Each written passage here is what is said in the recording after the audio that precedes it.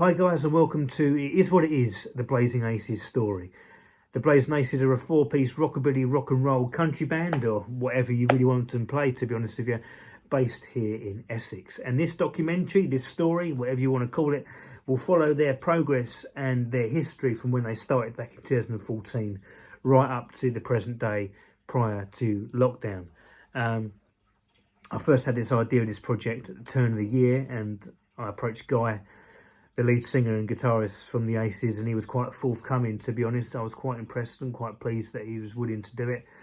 So a massive thank you to you, Guy, because without your input, without your support and cooperation, this project simply wouldn't have happened. And so yeah, massive thank you to you for that. So all that's left for you to do now, guys, is pour yourself a drink. I've got my one here ready here.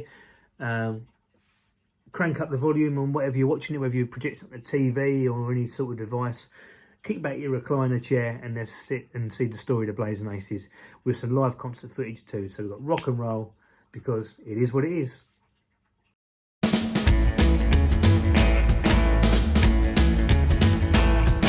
it is what it is, and it ain't what it ain't. Well, it is what it is, and it ain't what it ain't. Well, you can when you can, and you can't when you can't. It is what it is, and it ain't what it ain't.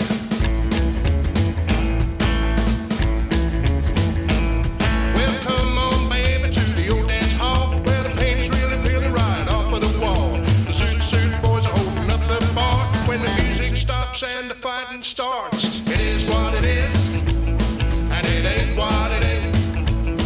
It is what it is, and it ain't what it ain't.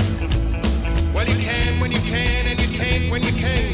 It is what it is, and it ain't what it ain't.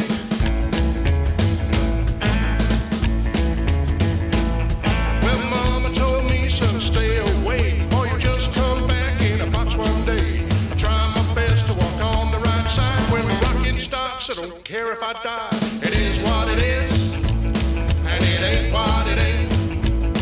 It is what it is, and it ain't what it ain't.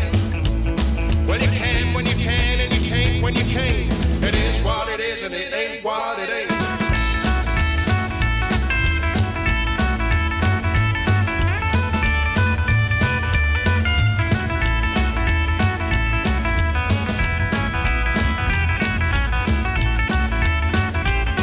Well, all the girls that stood in the line are gonna dance with those pretty things two at a time. The fellas get jealous, well, that's alright. When the big dog barks, I feel fine. Well, it is what it is, and it ain't what it ain't. It is what it is, and it ain't what it ain't. Well, you can when you can, and you can't when you can't. It is what it is, and it ain't what it ain't.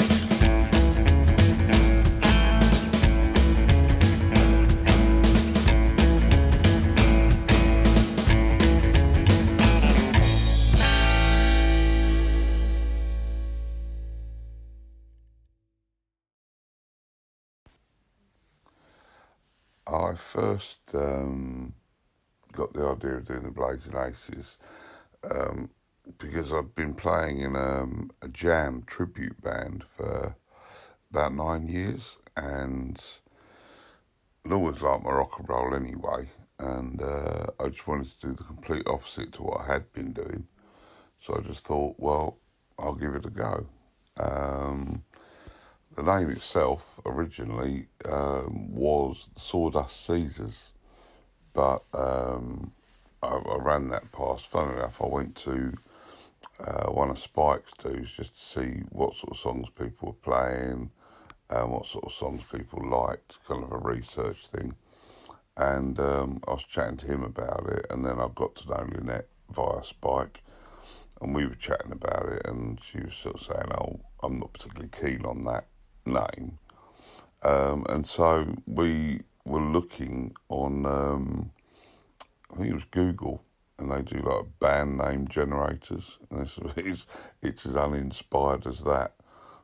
So I can't remember what we were going to be called. It was somebody like the Duke and the Blazin Aces or something like that, but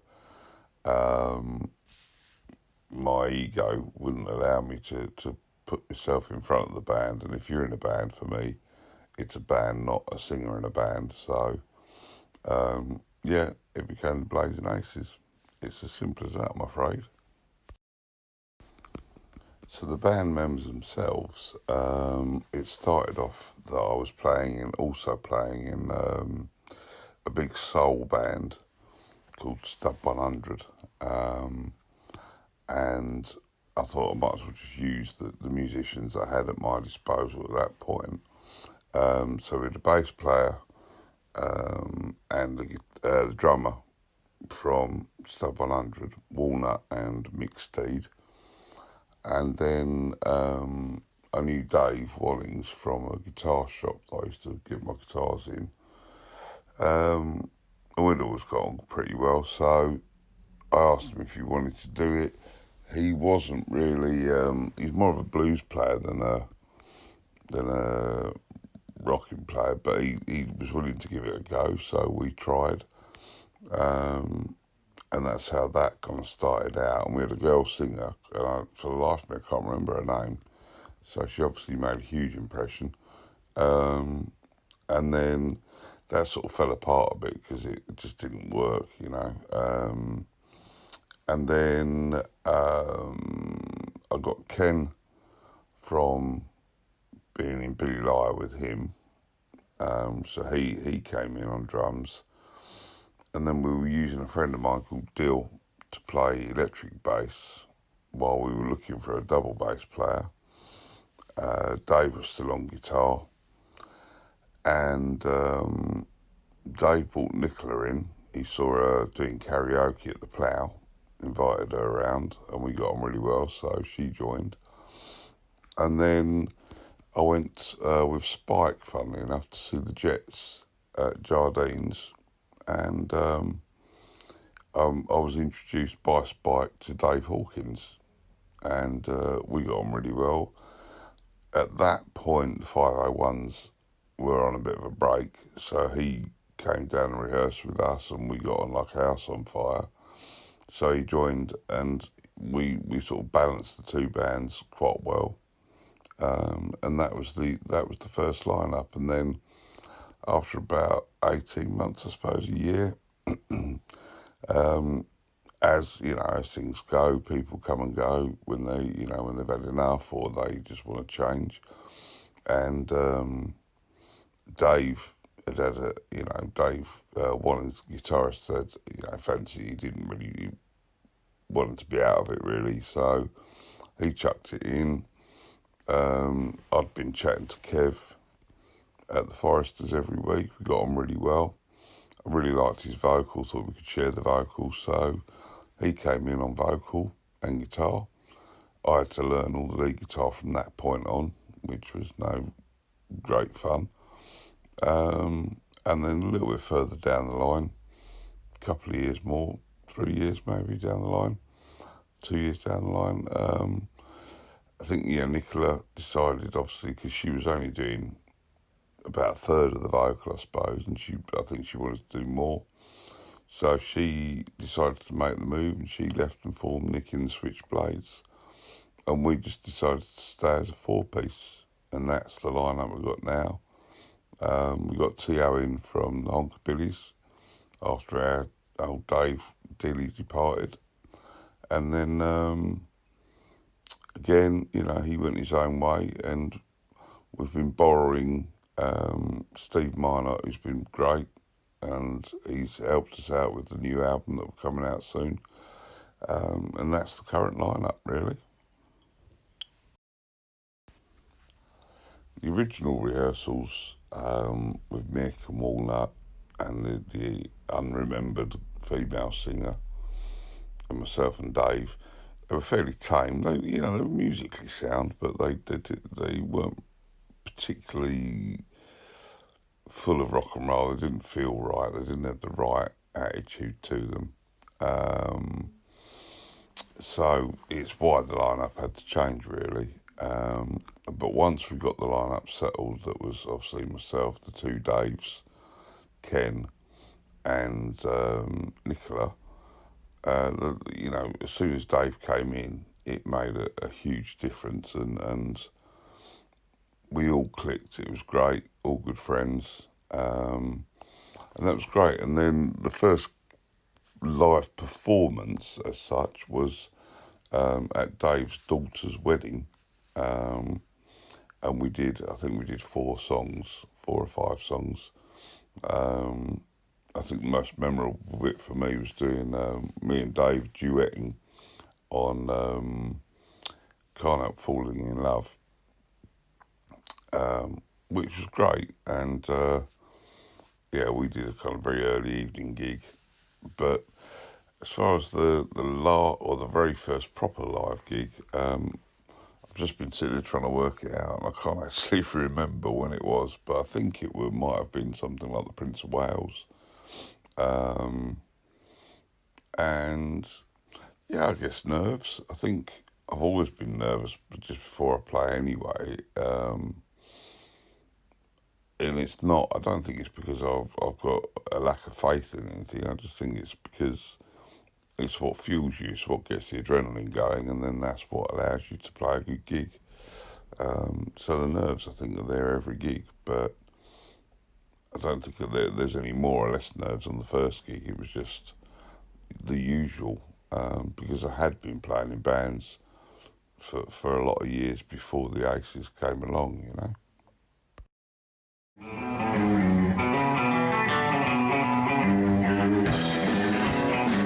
I'm a honky-tonk man, and I can't seem to stop. I like to give up the world to the music I love to do right. When my mornings are gone, I'm gonna take it home. Hey, mama, can your daddy come home? Well, I'm in wild and dangerous, but I got plenty of company. When the come up there, something down, that's when I wanna see the lights in town. 'Cause I'm a honky-tonk man, and I can't seem to stop. I love to give out the world to the music I love to write. But when my money's all gone, I'm on the telephone singing, hey, mama, can your daddy come home?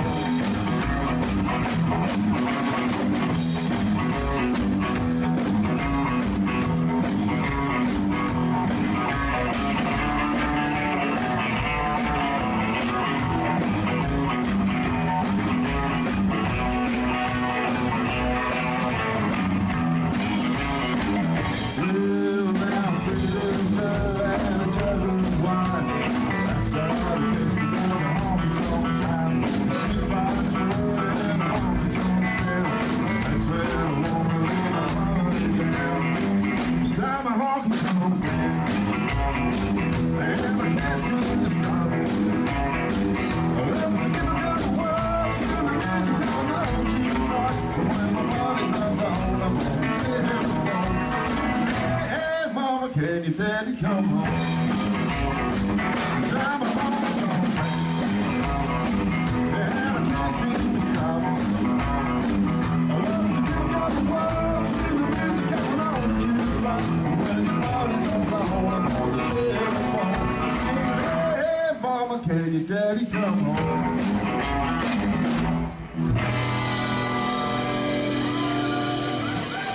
Thank you very much. Thank you for dancing.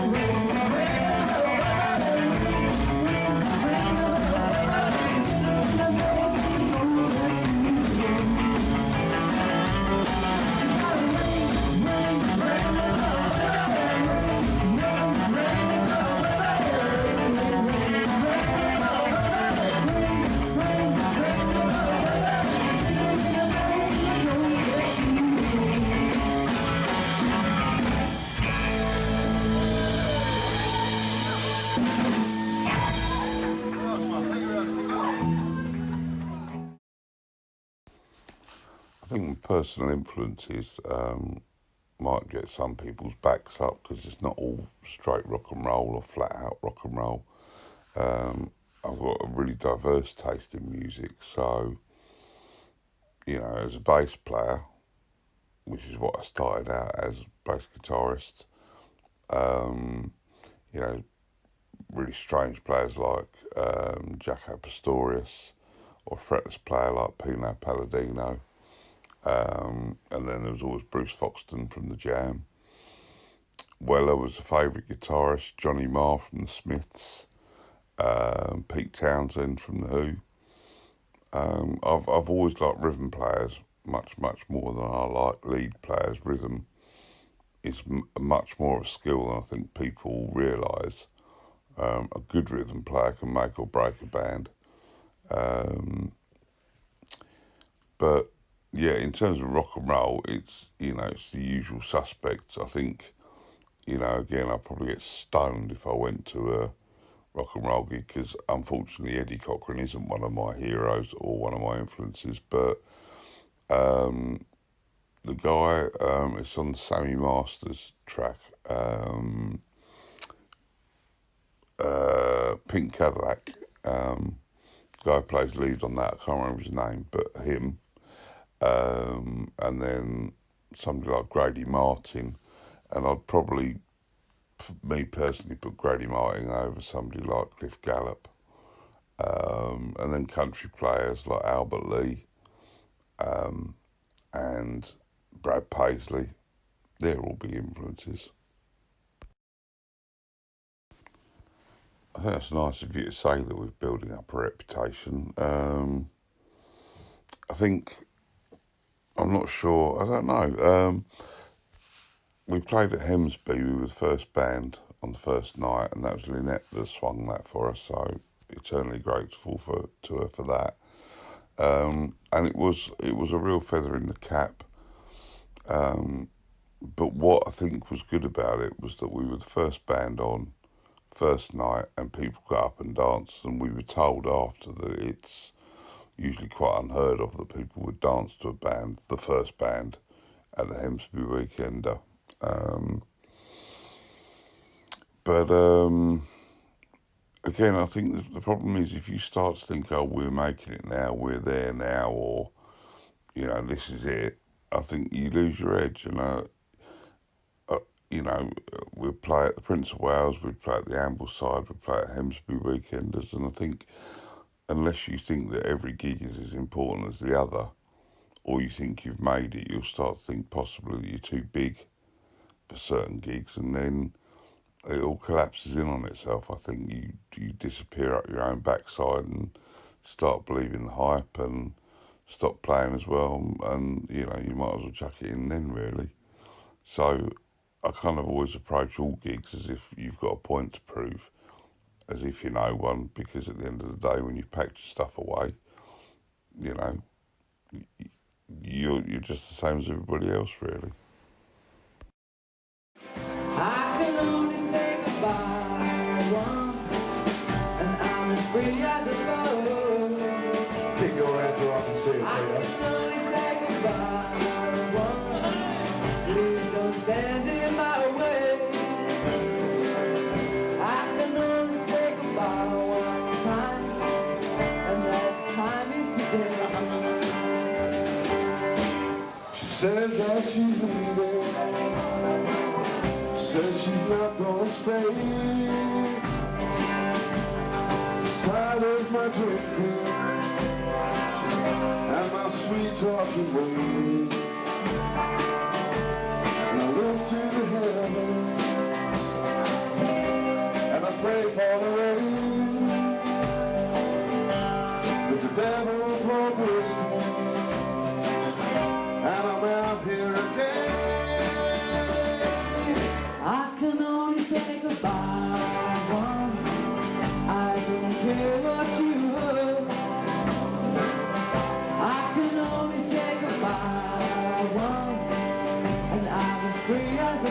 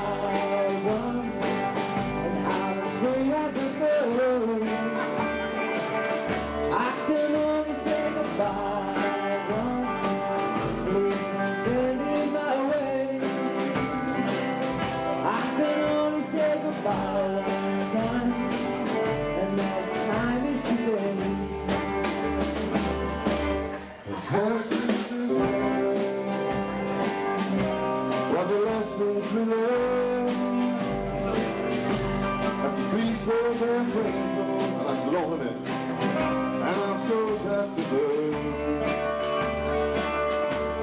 And there's this to cry. So closing the door. It's nearly finished, bear with us. Back down on Main Street with the whiskey and rose. I can only say goodbye. She says that she's leaving. I don't care what you want. She's not gonna stay. I can only say goodbye. She's tired of my drinking. But I'm as free as a bird. And my sins off the way. I can only say goodbye. Run to the heaven. Please don't stand in my way. And I pray for the rain. I can only say goodbye one time. And that time is today.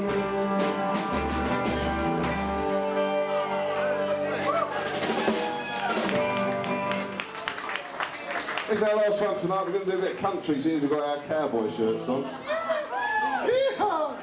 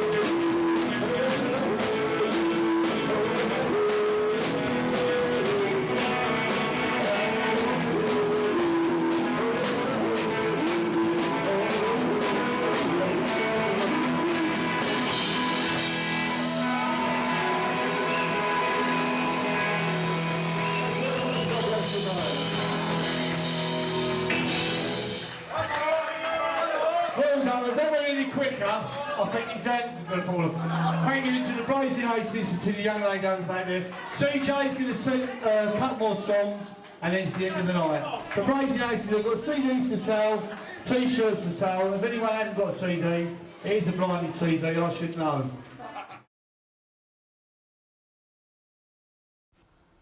We have, yeah, a lot of songs are self-penned. Not that we play lots of them live. We've done, well, we're just finishing off the third album of originals now.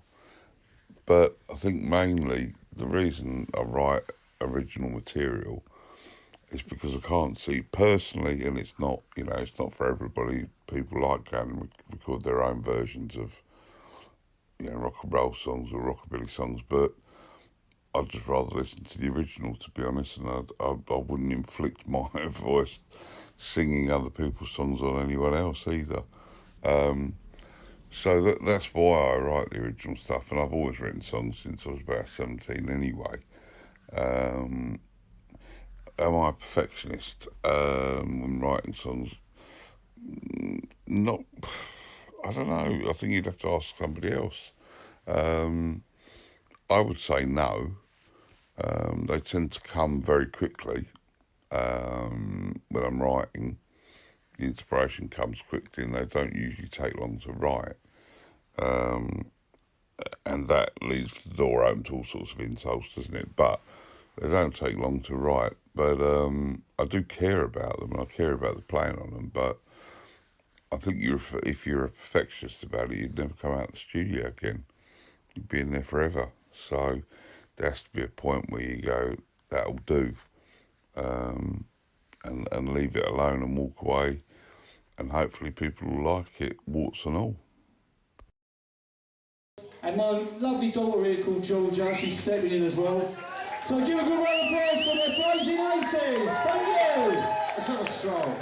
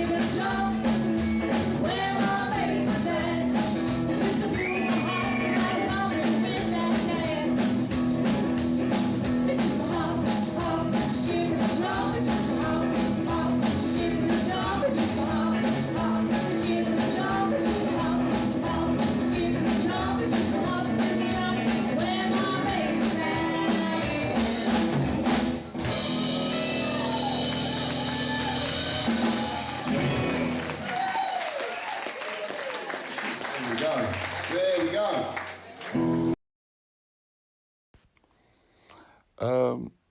Yeah, it was a chance meeting, wasn't it? When we met, and I was really pleased that and flattered that you did that demo. I think it was Sweet Little Rocking Girl, wasn't it? It was, if I remember rightly, I think you did most of the footage at the Ambleside. But yeah, no, it was an honour to be asked to play on your album and to help you sort of, put it together. And I think it'd be an honour to be asked purely because somebody would think that you were good enough to help them out a bit, I suppose. And I thought, collectively, John at the studio and band as musicians, I think, considering that we hadn't actually heard the songs, most of them before, and some of them we had to sort of write pretty much on the spot. I think it turned out pretty well, to be honest. I was quite pleased with it anyway. Well, yeah, me and Guy, we met pretty much through chance, as Guy said earlier. We met at a 501's gig at the Echo Club in Southend, and I was approached that night to do some video work for the guys, a promotional video at the Ambleside Social Club in a few weeks' time, which I agreed. I gave them a price, blah blah blah, and that night outside, guys having a smoke and we were having a drink out there, and he said, "Scotty, do you play any music, any instruments, nothing like that?" And I said, "Look, I had background when I was younger. I used to record on cassette recordings at home, playing music. Thinking I was some sort of rock and roll star from the age of 5." I said, "Look, no, I've done a jam night at the end of the start of this year, and it went down well. And I've got 10 to 12 songs I'd love to record one day in the studio." And he said, "Okay, we'll go along with it." And next thing I knew, I messaged him on Facebook about it, and I was invited to rehearsal the following week, and we were down there, and we smashed out Heart of a Devil, we smashed out Stroll the Queen, we smashed out Pin Up Girl, and we got that 4 or 5 songs pretty much done. He invited me to perform at the Prince of Wales in Strood. I remember that time, that was the weekend before my dad came out of hospital, and I thought, this is a good sign. My dad's coming out of hospital, I've been asked to play my song live. And it was just an honour. I think it was an honour from Guy. He thought I was good enough for that, because I was always doubted, I always doubted myself. So that was early part of 2015, I believe. And then in the August, we went into the studio. The guys, Ken, Guy, and the late great Dave, God rest his soul, gave it their time to go into the No Recording Studio on Lubbars Farm in Rayleigh. We smashed out a 10 track album in a day. We were flat out, and it was great. And I'm forever in their debt because I've used backing tracks and I've wrote lyrics down and everything like that. And Guy gave up his time, and the band gave up their time to support me in that, perform live with them, record an album with them, and since then, as I've said before, that album's got national airplay on BBC Radio. It's been played on the American rock and roll rockabilly stations in the States. It's sold copies out in the States, and it's something now that's lived with me. It's 6 years coming up this year since we've done it. I'd love to do another recording, and I have mentioned that to Guy before, whether we'll do an EP or we'll go into a vintage record studio and record on vinyl. I don't know. It's something I always wanted to do, but I have to wait and see. But that's how Guys and the Aces become friends with me, and I became friends with them. It started off as being like colleagues and doing work for each other, but Guy's been there to speak to about personal things that I can't talk to other people about. The band has supported me, and we've become friends. I follow them all around the country, weekenders. It's been a sort of friendship that's grown over the last 6 or 7 years, and I'm eternally grateful for that. As I said, my album's sitting upstairs in my record collection. That's in black and white. That's been done. No one's taken that away from me. I recorded an album with a top rock and roll rockabilly band, and that will always live with me. and I'm getting married next year, the 4th time of asking. It's been cancelled 3 dates prior to that, and we've got the Aces playing on that, so that goes to show they're playing at my wedding. So that's how good a friendship, that's how good a band I think they are, and how much I like them. And we've just been friends ever since, and hopefully that will continue. And a massive thanks to Guy for doing this documentary and telling the story of the Aces, and thanks to all the other guys connected to the Aces over the last 6 or 7 years that have welcomed me and made me feel like they're part of the Blazin Aces family. And it's something that I'm, as I said, eternally grateful, and I'll be forever in their debt for this. And so all I can really say is thank you. Thank you for being you guys. Thank you for being the best you possibly can be, and thank you for your support.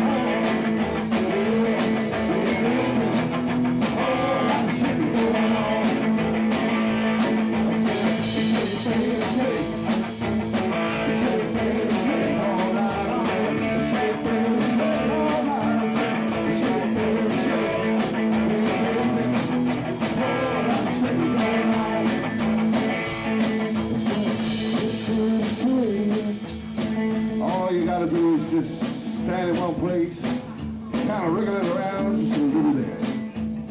And that's when you know you got something going on. Shake, baby, shake. Shake, baby, shake. You can shake it one time for me. Oh, I'm shaking going on. Let's take it.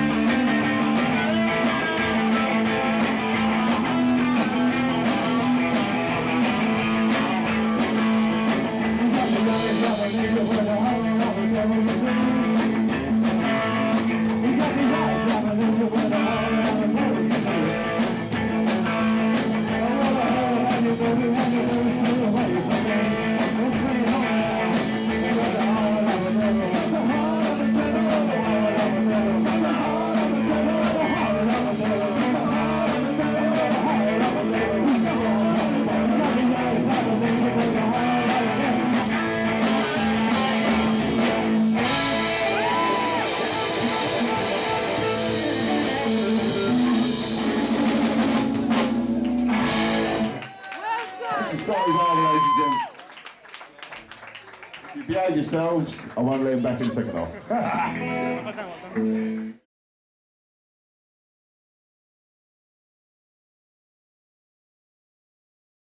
We now come to the part of the documentary which is tinged with a bit of sadness, but great memories. It was 4 years ago we sadly lost the late great Dave Hawkins, who was the bass player in the Blazin Aces. He also was the bass player in the 501s, and he was a great man. He was a fantastic man who I had many a laugh with over the years. I remember when I was heavily at rehearsals back in the 2014, 2015, 16, early part of 2017, he was always the life and soul of the party. There was camaraderie there was always laughing and joking. Sometimes he used to get pissed off when he hit a bum note or when he fluffed his lines. He used to get frustrated and get pissed off, but he always used to turn it into a joke. There's memories when we went up to Prince of Wales in Strood. We went to the KFC before the gig, and he spilt gravy down his t-shirt or jeans, something, but he was effing and blinding about that, joking about it, and all good little memories, things that will stay with you forever. As Guy will tell you in it wasn't just a loss to the rock and roll scene. He was a loss to the band. He was a loss to many people. He was a husband. He was a father, and he was people's best mates. You talk about everyone in the rock and roll scene, and there was very few people that had a bad word to say about him. I never heard a bad word about him, to be honest with you. He was a fantastic man. And my own personal highlight, you know, for me, from my memory, which I'll always keep with me with Dave, was when he played on my debut album, Let's Rock and Roll Now, back in August 15. I remember he was getting pissed off for me at one point because he was in this little, he's been in no recording series, this little Perspex box. He was in there with his great big doghouse double bass, and he was in there slapping away, dung, dung, dung, dung, dung, dung, dung. If you ever heard Wild Woman on the album, it's 100 mile an hour flat out rockabilly, double slap, and he was getting, excuse my friends, he was getting fucking pissed off for me because he just couldn't quite do it. But he made it a joke into it, and to the end of the day, he bloody got it. Fantastic. And that record now, you hear that back now with Guy's guitar and Dave's slap bass on it. It's a fantastic record. I'm really pleased with it. And I remember when we were mixing it a little bit, he crashed out in the recording studio sofa after that song because it was flat out. But great memories. And I, for one, sorely miss him. And I'm sure everyone on the rocking scene does. I mean, as Guy will tell you in a moment, as I said, he'll give his own credit to Dave, his own tribute. But he was a fantastic man, bitterly missed. But, you know, no one had a bad word to say about him. He was a fantastic bloke, and all good memories. And we're going up now. We'll hear what Guy's got to say about him. We'll see Dave in action with the Aces, singing a number. And then also we'll end with, after this part of the documentary, we'll have Dear Christine, which was written as if Dave was singing it and sending the message to his wife Christine, written by Guy. Fantastic record. And that was on a charity release, but they did it at the old Regent Ballroom in Dave's tribute gig. Brilliant night, and rest in peace, bassman. So the question about Dave, yeah, it's a tricky one. Yes, it was like a family, but it's difficult because one person is a lot of things to a lot of people, and I don't really like to think of Dave just as a bass player because he was a friend. So I lost a friend. Not, you know, the band lost a bass player, but I lost a friend. He was a bass player, he was a dad, he was a husband, and he was a great mate. But that's not to the detriment of all those fantastic people who have stood on the stage and played the double bass with us since. But yeah, Dave was a joker, irritatingly so at times, beer mats in your boots, and wetting himself laughing, talking about a member of another band that he was in getting covered in rust on his suit at the Prince of Wales because a tin of nails or bolts or something fell all over it and all over his clean clothes as well.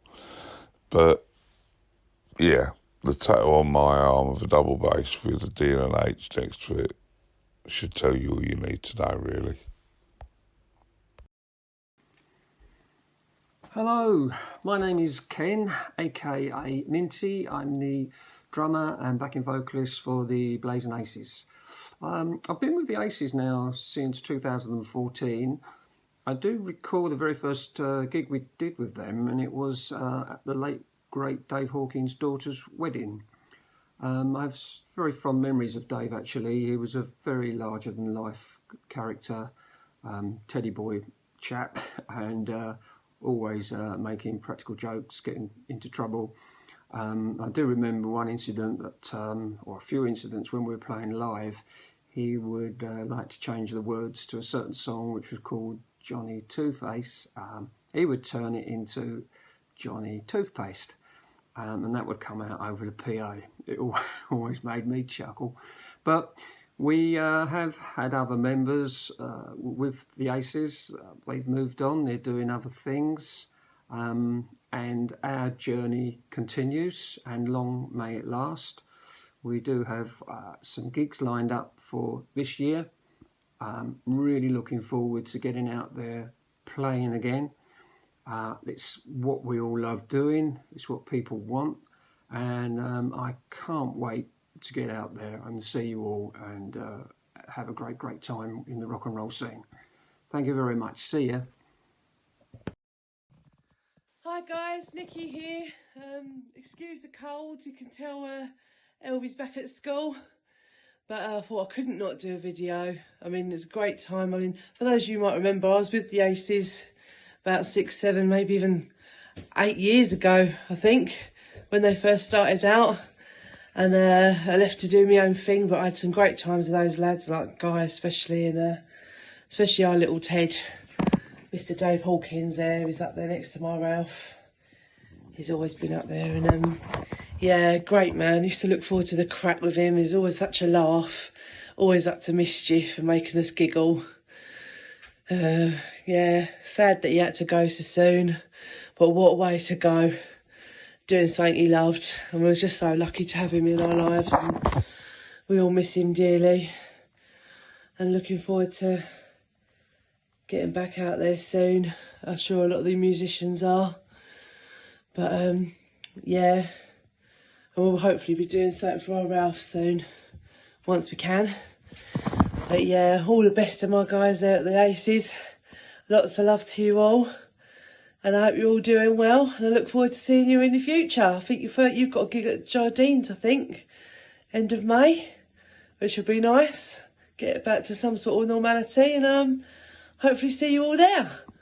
Take care. Love you nuts. Bye.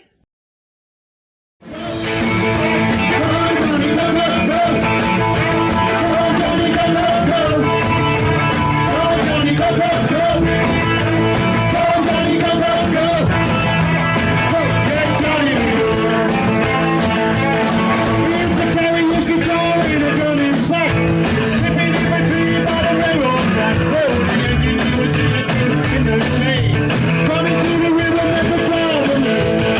People rushing by, they were stopping shit.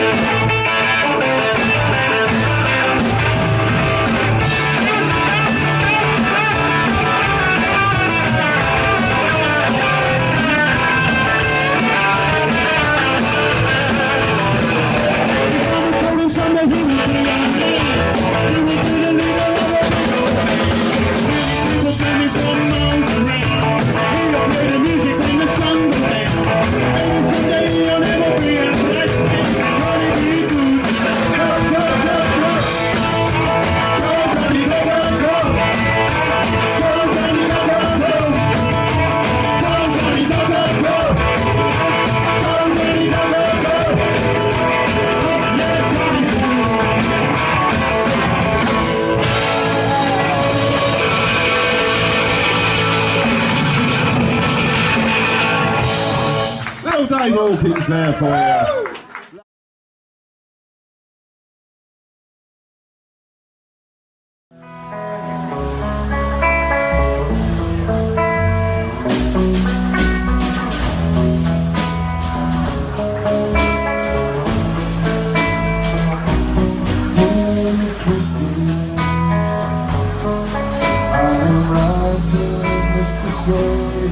Dear Christine,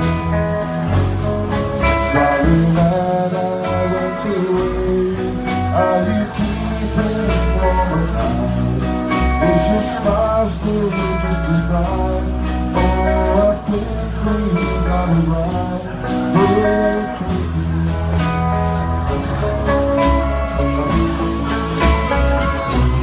dear Christine,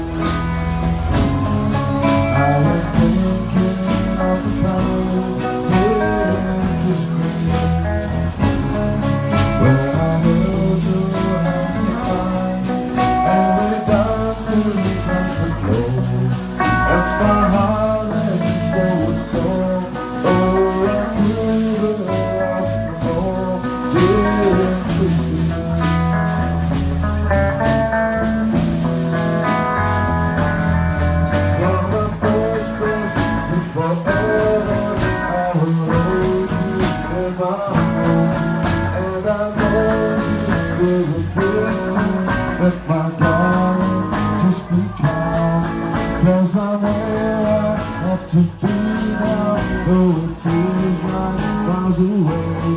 I will kiss you when you're sleeping, and when you start to bed, dear Christine.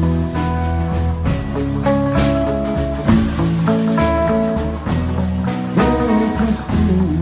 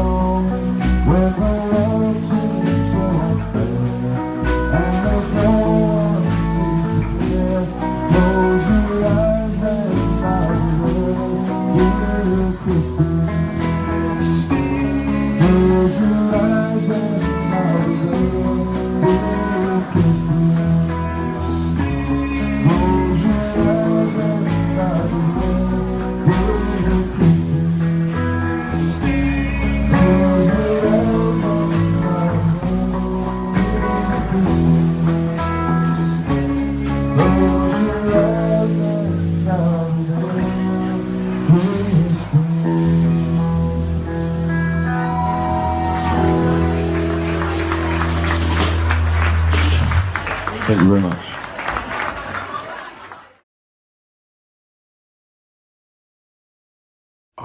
I guess I was really proud of Nicola when she started her own band. And I don't mean that in a patronising way. If you think that when we met only a couple of years before that, 2 or 3 years before that, she was doing karaoke in the Plough. I think Nicola's got a fantastic rock and roll voice. Otherwise I wouldn't have been able to write songs for her, and I'm hugely honoured that she still does a couple of them, certainly one of them that I know of. I thought it was hilarious that I had to explain to her what ringing the bell meant, but I think she sings brilliantly, and I'm even more proud of her for fronting her own band, balancing her kind of her work and her life with music. And nobody's in a band forever usually, and she had the strength to move on. and she left with our love and our best wishes, and they remain that way, and we remain great friends.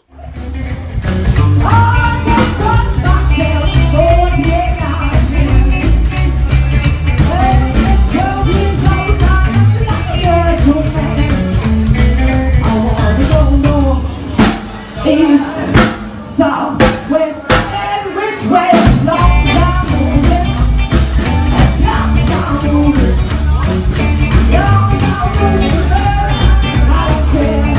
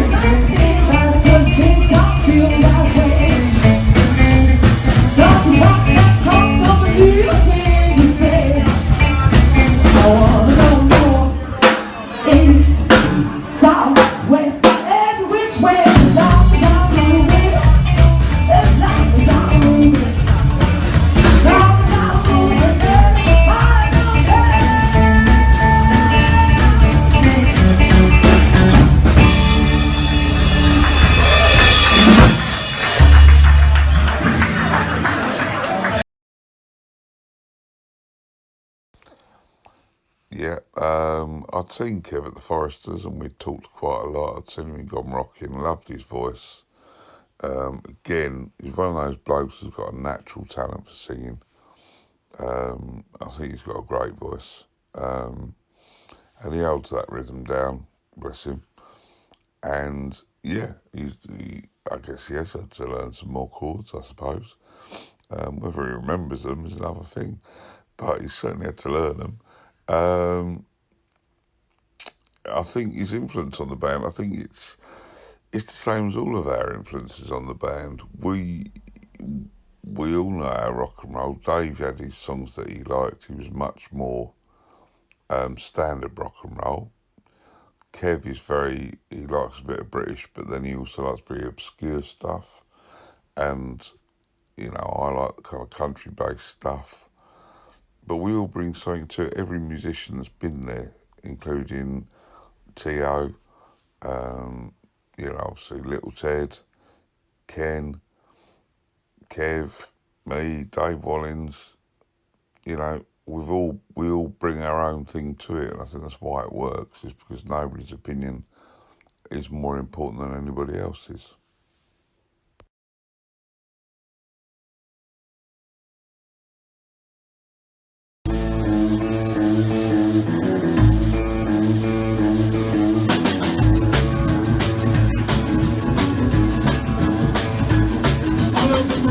Redheads, the blonde-haired women. It happens since I don't know when. I go down the line and I love them all. And I start all over again. Start all over again.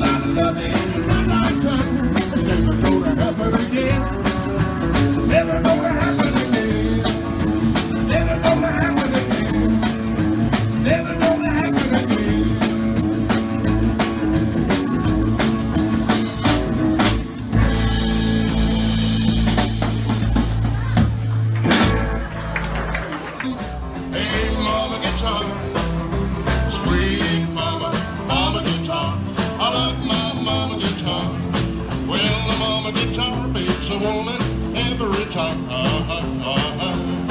Well, the mama guitar beats a woman every time. Well, you can strum her, you can thump her, you can throw her on the floor. Walk away and leave her and you just come back for more. Hey, mama, I love my mama guitar. Hey, mama, mama guitar. Hey, mama guitar.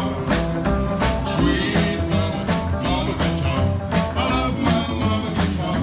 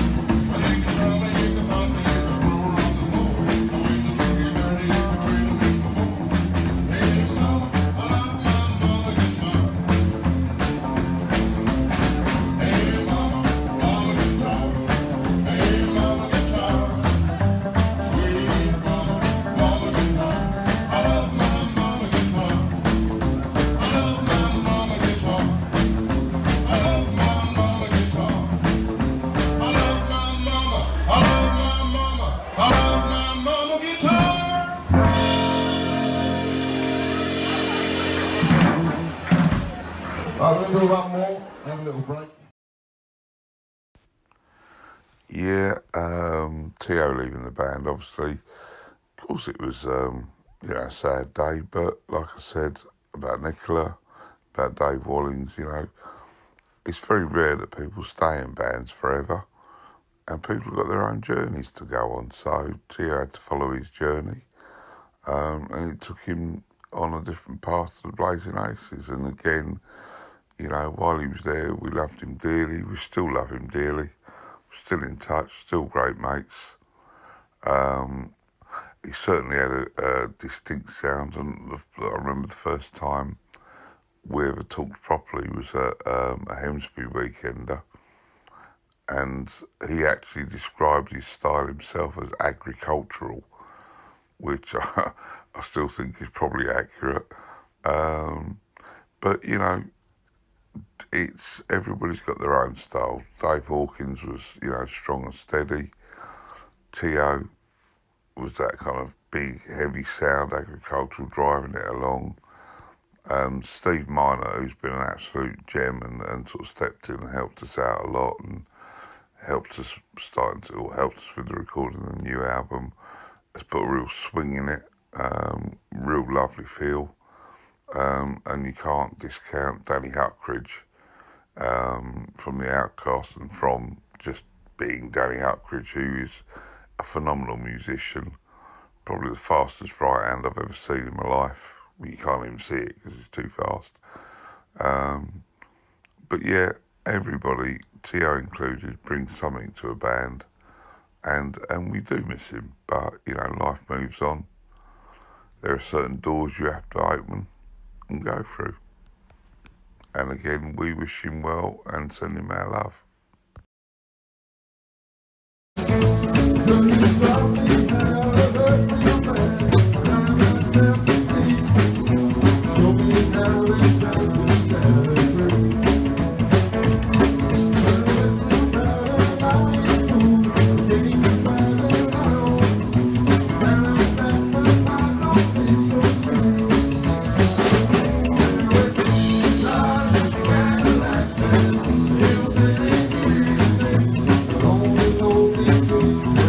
Oh,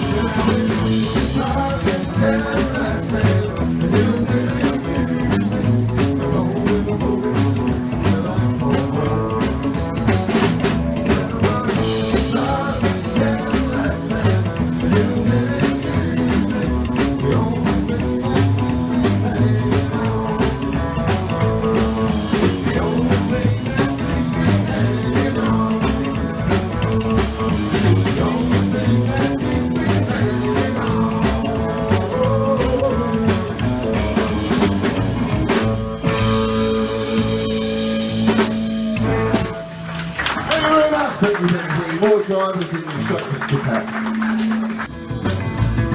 I'm gonna call up the gypsy woman on the telephone. I'm gonna send out a worldwide news. I'll be the very thing that suits you. I'm gonna see that you'll be back home before the days. Come here, boy. 40 days, 40 days, yeah, 40 days, 40 days. I'm gonna see that you'll be back home before the days. 40 days.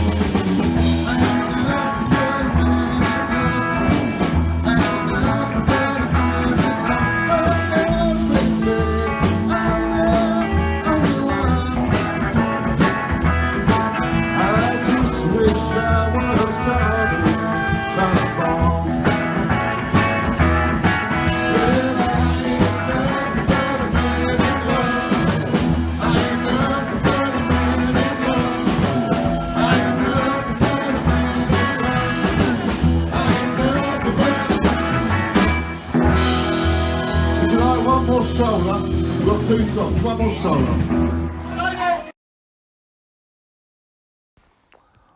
Plans for the band when the lockdowns lifted. Well, before, when we were allowed to mix with one other person or whatever it was, I don't know what it was, half a person and 3 sheepdogs or something, I can't remember, but we'd already recorded or laid down the tracks for the new album. So myself and the band and Danny Huckridge are in the process of mixing it, and then we'll master and release it, hopefully before the end of the year. But these things take time. The work is slowly starting to come back in. You know, really, the Blazin Aces is the Blazin Aces, and we'll go where people want us to be, basically. You know, we're that easy, really. And above all, we're friends, and I think the friendship will go on. So, lockdown or no lockdown, I think that's the plan, is that our friendship perseveres and the music keeps going, and we'll have to put some oil on our rusty joints and rehearse a bit and see what kind of racket comes out of the PA. I'm your loving man. Baby, can't you see? You're supposed to belong to me. No more, baby, I've drawn the line. I know now that's quitting time. I can't dig that. I can't dig that. I can't dig what you're doing, baby, when you do it to me. I can't dig what you're doing, baby, when you do it to me. I can't dig what you're doing, baby, when you do it to me.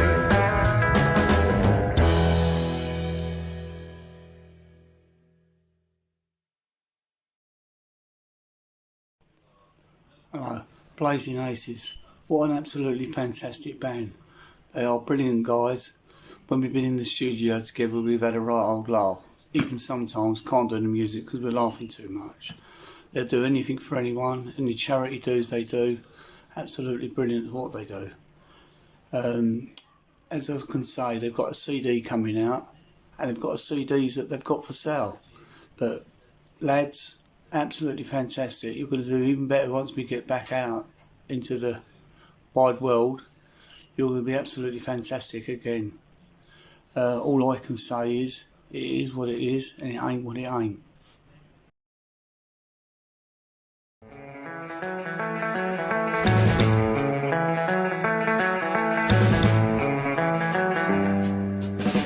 My schools are vacated, just like my old man. The apple don't fall too far from the tree. I drank every penny that I ever earned. You play with fire water, you're gonna get burned. Well, quite happy. She said she didn't love me. She said she didn't care. She said she didn't like the way I put grease on my hair. So I helped her pack her cases, her makeup and her comb. 'Cause I heard old Jackie Daniels is waiting for me back home. She tried to stop me drinking. I hate that woman so. I'm not glad to see my baby, but I'm glad to see her go. You run around town chasing every man. Well, I'm sat here, can't you understand? I can't dig that. I can't dig that. I can't dig what you're doing, baby, when you do it to me. On the side of the